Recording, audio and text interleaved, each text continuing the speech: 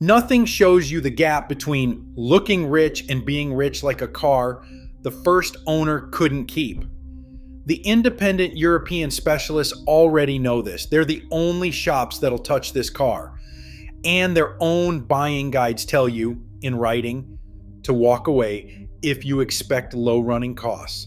So here's the number that should stop you cold. A car that's stickered for $165,000 now changes hands in the low 20s. That's less than a brand new base Camry. You could finance this thing for less than a Toyota. And it's not a wreck. The cheapest running cars are clean title, under 60,000 miles. Nobody crashed it. It collapsed for one reason. Nobody wants to pay to keep it breathing. Here's why this badge fell to Camry money.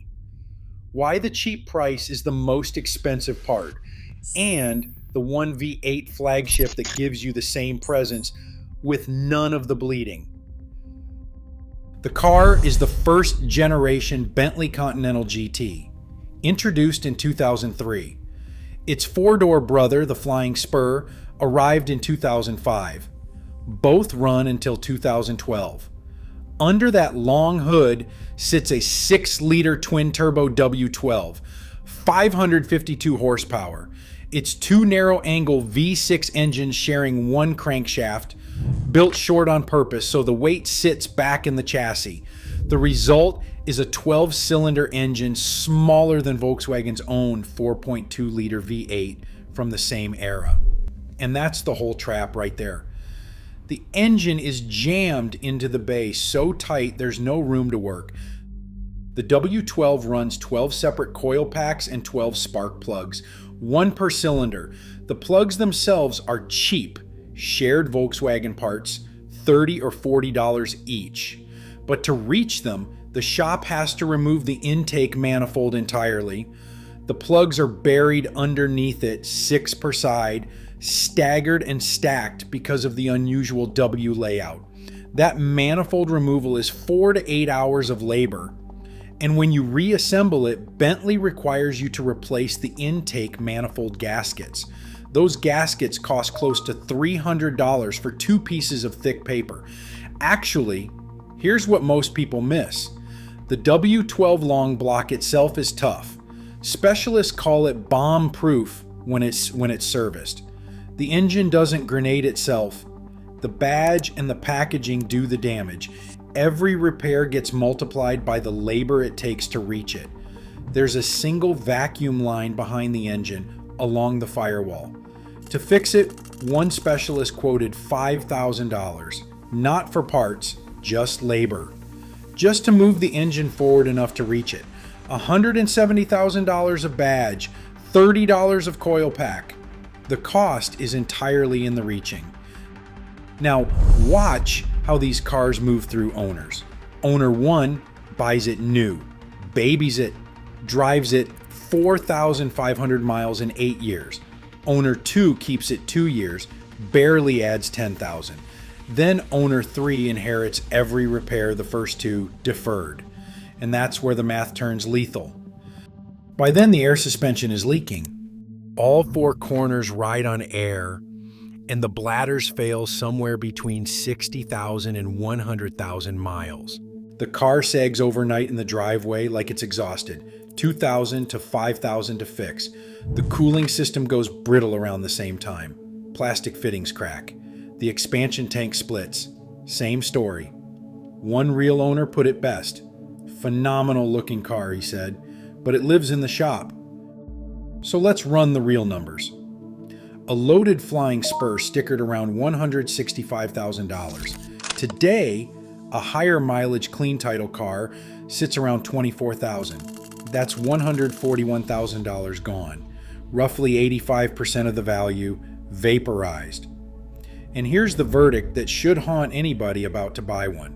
The worst case repair on this engine is a spun bearing and a crankshaft job. $15,000 to $25,000. Often not even worth doing. So picture it, a $24,000 car with a $25,000 repair waiting inside it. The car is worth less than its own engine, less car payment than a Camry, more repair bill than an S-Class. And this isn't bad luck. It's the pattern, and it's the whole point of this channel. Mass market luxury depreciates to a price that has nothing to do with what it costs to run. The badge sets the repair invoice. The used market sets the purchase price. The gap between them is the trap. The numbers back it up. Independent data puts this car's upkeep at roughly twice a normal luxury coupe. $2,500 a year before anything actually breaks. Insurance modeled near $7,500 a year. 11 to 15 miles per gallon. The purchase price was never the cost. It was just the down payment on the cost. So here's the move. Here's what the people who actually know are buying instead. The Lexus LS 460. The 2010 to 2012 cars specifically. This is the last of the real V8 Lexus flagships before they switched to a turbocharged 6. Same road presence as an S-Class or a 7 Series. You pull up to any valet and nobody knows you spent Honda money. Inside, it doesn't shout. The doors close with a sound that isn't hollow. It sounds final, like a bank vault ceiling. The cabin goes quiet in a way that makes the freeway feel like it's happening to somebody else. Under the hood, a 4.6-liter V8, 380 horsepower, and the detail that matters most. Timing chains, not belts, designed to last the life of the engine. There is no $5,000 engine out service waiting for you down the road. Actually, here's the insider tip. The early cars, 2007 through 2009, had an OIL consumption issue from worn piston rings.